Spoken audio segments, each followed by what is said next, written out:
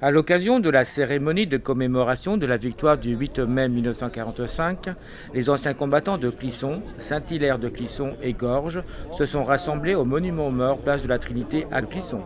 Dépôt de gerbes et allocution de M. Xavier Bonnet, maire de Clisson.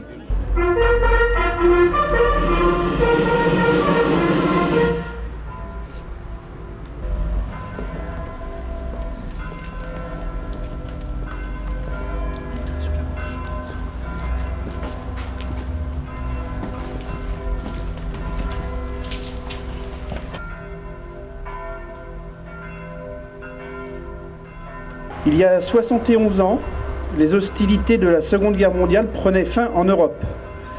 Mais il a fallu attendre le 2 septembre 1945, avec la capitulation du Japon, pour qu'elle cesse sur l'ensemble des continents. Le 8 mai 1945, la France et l'Europe, dont la reconquête de la liberté avait commencé plusieurs mois auparavant, s'apprêtaient à retrouver la paix.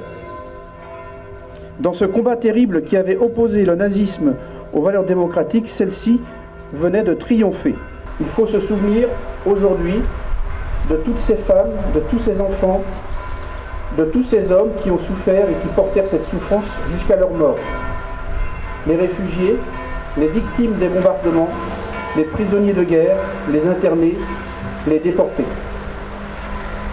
Ces mémoires de courage et de souffrance doivent continuer à vivre au-delà des commémorations, à vivre dans les lieux qui les incarnent. Le mémorial de déportation est celui de la Shoah, bientôt celui du Mont Faron, et aujourd'hui celui du mémorial des civils dans la guerre à Falaise, en Normandie, inauguré ce 8 mai 2016.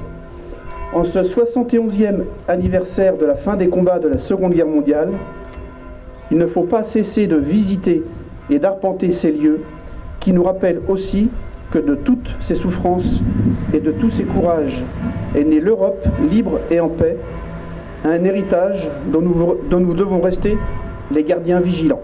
Alors maintenant, la lecture de l'ordre du jour par les élèves du collège Immaculée Conception Saint-Jean-de-la-Salle, qui sera suivie par le chant des partisans.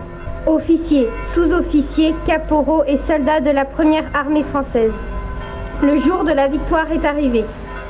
À Berlin, j'ai la fierté de signer au nom de la France, en votre nom, l'acte solennel de la capitulation de l'Allemagne. Digne de la confiance de notre chef suprême, le général de Gaulle, libérateur de notre pays, vous avez, par vos efforts, votre ferveur, votre héroïsme, rendu à la patrie son rang et sa grandeur.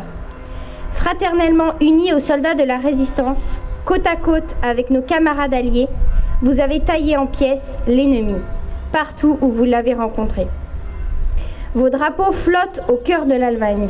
Vos victoires marquent les étapes de la résurrection française. De toute mon âme, je vous dis ma gratitude. Vous avez droit à la fierté de vous-même comme à celle de vos exploits. Gardons pieusement la mémoire de nos morts.